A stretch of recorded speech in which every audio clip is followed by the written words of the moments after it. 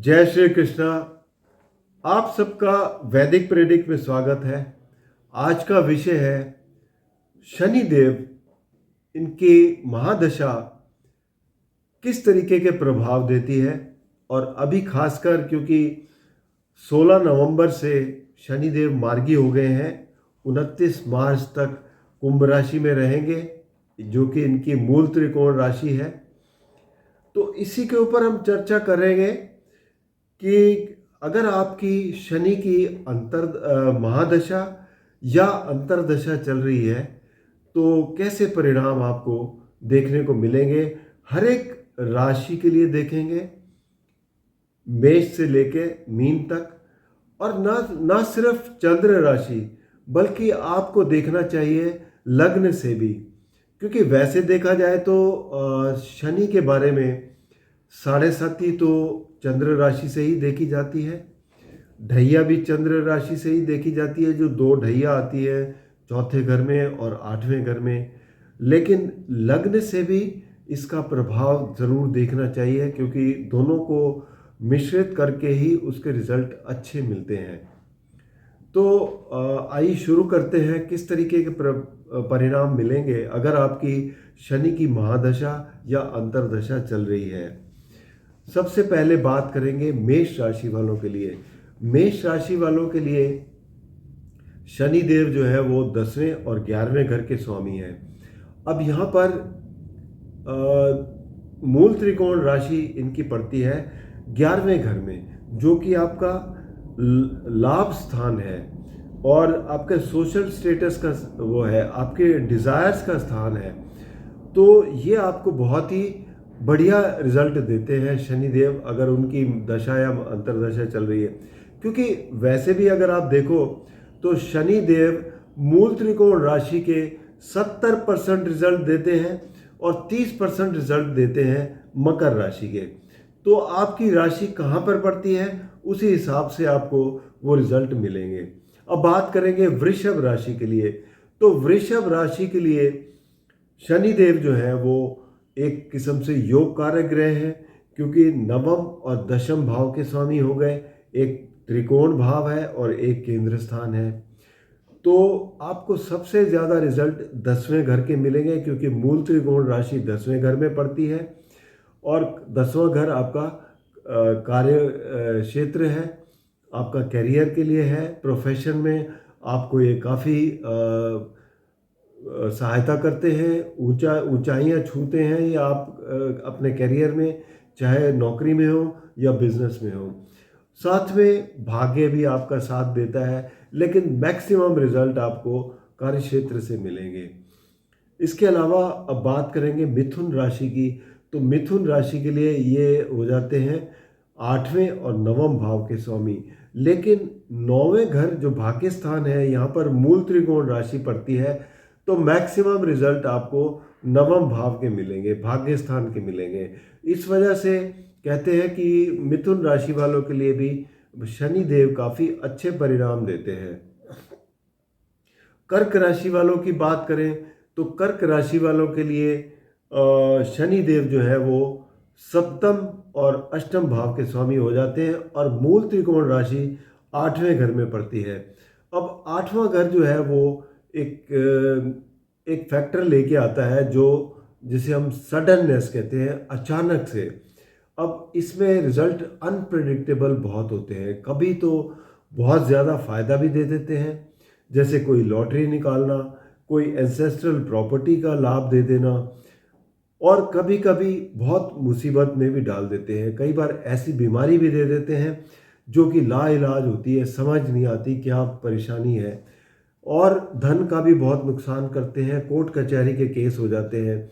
तो ये सब चीज़ें देखने को मिलती हैं। तो ये भाव बहुत ही अनप्रेडिक्टेबल है इस वजह से।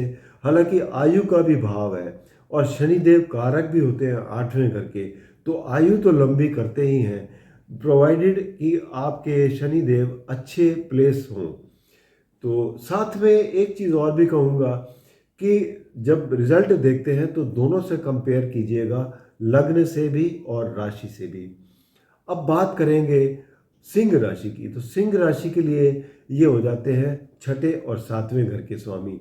छठा घर क्या है? रोग रिपु ऋण का है, वहाँ के कम परिणाम मिलेंगे। सप्तम भाव जो कि आपका पार्टनरशिप का है, मैरिज का घर है, यहाँ पर आपको मैक्सिमम रिजल्ट मिलेंगे।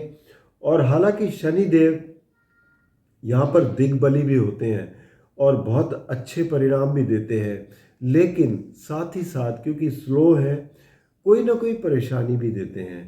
तो ओवरऑल रिजल्ट देखा जाए तो फिर भी अच्छे ही देखने को मिलेंगे, खराब नहीं मिलते, ज़्यादा बहुत खराब नहीं मिलते। अब इसके बाद बात करेंगे कन्या राशि की। तो कन्या राशि के लिए ये पंचम और छठे भाव के स्वामी हो जाते हैं। अब कन्या राशि के लिए क्योंकि पंचम भाव मकर राशि पड़ती है और छठा भाव जो है मूल त्रिकोण राशि है, कुंभ राशि है, और छठा भाव जो है वो रोग रिपु ऋण का है। तो आपको ज़्यादा परिणाम छठे भाव के मिलेंगे, जैसे कि आपके कोई ना कोई रोग से परेशान हो सकते हैं, आपके ऊपर कोई कर्ज हो सकते हैं, दूसरा दुश्मन आप पर भारी हो सकते हैं। ये सब चीज़ें आपको देखने को मिल सकती हैं। अब बात करेंगे तुला राशि। तुला राशि के लिए शनि देव क्योंकि सबसे प्रिय राशि है और ये क्योंकि यहाँ पर योग कारक भी हो जाते हैं, चौथे और पांचवें घर के स्वामी। तो यहाँ पर आपके लिए शनि देव बहुत ही अच्छे परिणाम देते हैं। एक तो आपको स्पेकुलेटिव एक्टिविटीज़ में बहुत फ़ायदा देते हैं, मूल त्रिकोण राशि क्योंकि पांचवें घर में पड़ती है, आपके प्रेम प्रसंग में आपको बहुत मदद करते हैं, और कोई भी क्रिएटिव काम करते हैं, कोई भी टेक्निकल काम करते हैं, एजुकेशन का काम करते हैं, उसमें आपकी बड़ी मदद करते हैं। साथ में जो 30% परिणाम है वो चौथे घर से भी मिलते हैं, जो कि आपके शिक्षा का भी है, आपके माता का भी है, प्रॉपर्टी का भी है। तो इन सब चीज़ों से भी आपको लाभ मिलता है। इसके अलावा बात करेंगे वृश्चिक राशि की। तो वृश्चिक राशि के लिए तीसरे और चौथे घर के स्वामी हो जाते हैं। हालांकि मैलेफिक कहे जाएंगे क्योंकि मूल त्रिकोण राशि चौथे घर में पड़ती है, केंद्र स्थान जो कि एक न्यूट्रल गिना जाता है। तो तीसरे घर के वो हो जाएंगे स्वामी। तो यहाँ पर मूल त्रिकोण राशि जो चौथे घर में पड़ती है, तो देखा जाए तो इनके लिए भी सुख के परिणाम ज़्यादा मिलते हैं, और बाकी डिपेंड करता है कि किस तरीके की पोजीशन में बैठे हैं, तो वो सब चीज़ें मैटर करती हैं। इसके अलावा अब बात करेंगे धनु राशि की। तो धनु राशि के लिए ये हो जाते हैं दूसरे और तीसरे घर के स्वामी। तो मारक भी हो जाते हैं यहाँ पर, और तीसरा घर क्योंकि मूल त्रिकोण राशि पड़ती है, तो यहाँ पर ये आपको एक किस्म से बहुत ही अच्छे परिणाम देते हैं। अगर यहाँ स्वयं बैठे हो शनिदेव और उन्हीं की दशा या अंतर्दशा आ जाए, तो आपका पराक्रम सातवें आसमान पर होता है, आपको बहुत धनी बनाते हैं और कुछ अच्छा कर पाते हैं, कुछ ऐसे काम कर पाते हैं जिससे आपकी प्रतिष्ठा बढ़ती है। तो ये बहुत ही अच्छी सिचुएशन हो जाती है आपके लिए। मकर राशि की बात करें तो मकर राशि के स्वामी शनि देव ही हैं, और दूसरा घर जो है वो मूल त्रिकोण राशि पड़ती है, धन भाव। तो यहाँ पर ये आपको धन का बहुत बड़ा लाभ देते हैं, और साथ ही में परिवार में भी बहुत अच्छा समय जाता है आपके लिए। तो मकर राशि वालों के लिए भी काफ़ी अच्छा है। अब कुंभ राशि की बात करें तो कुंभ राशि इनकी मूल त्रिकोण राशि है और पहला घर भी है, और इनके लिए तो वैसे भी अगर एक किस्म से त्रिकोण भी है पहला घर, और राशि भी है, केंद्र स्थान भी है, तो दोनों के मालिक होते हुए यहाँ पर ये आपको काफ़ी अच्छे परिणाम देते हैं। अगर मार्गी हैं तो भी और वक्री हैं तो भी। वक्री क्योंकि होते हैं तो आपको पास चीज़ों से कनेक्ट करते हैं। अब बात करेंगे मीन राशि की। मीन राशि के लिए देखा जाए तो शनि देव 11वें और 12वें घर के स्वामी हैं। 12वां घर आपके व्यय का है, दूसरा डोनेशंस का है, आपकी जो मानसिक स्थिति है उसका है। अब उसमें शनि देव जो है आपको यहाँ पर, क्योंकि वो उनका नेचर है रिस्ट्रिक्ट करने का, और कारक भी है 12वें घर के, तो यहाँ आपके व्यय पर वो आपके कंट्रोल भी रखते हैं। लेकिन इनकी तीसरी दृष्टि धन भाव पर भी पड़ती है, जो ये बताती है कि धन खर्च भी करवाते हैं। तो दोनों परिस्थितियां बनती हैं, तो जो कि आपके लिए मिले जुले परिणाम लेके आती है।